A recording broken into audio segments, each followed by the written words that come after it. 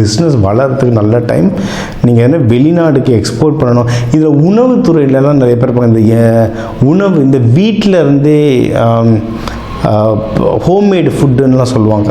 வீட்டிலேருந்து வியாபாரம் பண்ணுறது, வீட்டிலேருந்தே உணவு பொருட்கள்லாம் இந்த சிறுதானியத்திலலாம் உணவு செஞ்சுலாம் நிறைய பேர் அந்த மகளிர் சுய உதவி குழு அந்த மாதிரிலாம் விற்பாங்க இன்டர்னலாக. அந்த மாதிரி நீங்கள் எதனா ஒரு தொழில் இல்லை தொழில் ட்ரை பண்ணுறீங்கனாலும் சூப்பராக இதில் ஒர்க் ஆகும். நீங்கள் எதில் ஜாகிரதையாக இருக்கணும்னா, ஹஸ்பண்ட் ஒய்ஃப்குள்ளே பார்த்தீங்கன்னா இப்போ சின்ன ஒரு கேப் இருக்கும். இல்லை யாராவது கல்யாணத்துக்கு ட்ரை பண்ணுறீங்கனாலும் ஒரு மாதிரி தள்ளி போட்டுக்கிட்டே இருக்கும். ஏன்னா அது சனி பகவான் பார்க்குறதுனால இந்த இஷ்யூஸ் கொஞ்சம் இருக்கும். நீங்கள் ஒரு ஏப்ரல் 15க்கு அப்புறம் ட்ரை பண்ணி பாருங்கள். இன்னும் கொஞ்சம் ரிலீஃபாக இருக்கும். சில ப்ரப்போசல்ஸ், கல்யாண ப்ரப்போசல்ஸ்லாம் உங்களை தானாக தேடி வரும். நீங்கள் போயிட்டு ஹஸ்பண்ட் ஒய்ஃப் திருப்பி பேசணும், கொஞ்சம் பேட்சப் ஒர்க்லாம் பண்ணோன்னா 15க்கு அப்புறம் ட்ரை பண்ணி பாருங்கள். ஏன்னா சூரியன்னா வேறு மேஷத்துக்கு மூவ் ஆகிடுவார். ஸோ இன்னும் கொஞ்சம் நார்மலாக ஆகிடும். ஓகேங்களா?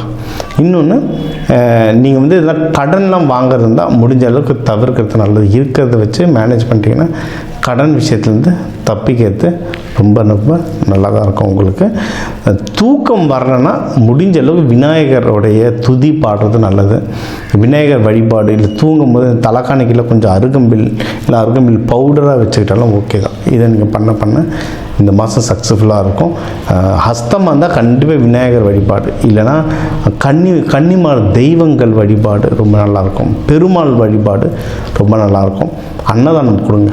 நீங்கள் எதுவாக இருந்தாலும், முக்கியமாக சக்கரை பொங்கல் இருந்தாலும் அன்னதானம் கொடுக்க இந்த ஏப்ரல் மாதம் உங்களுக்கு ஒரு சிறந்த மாதமாக அமையும்.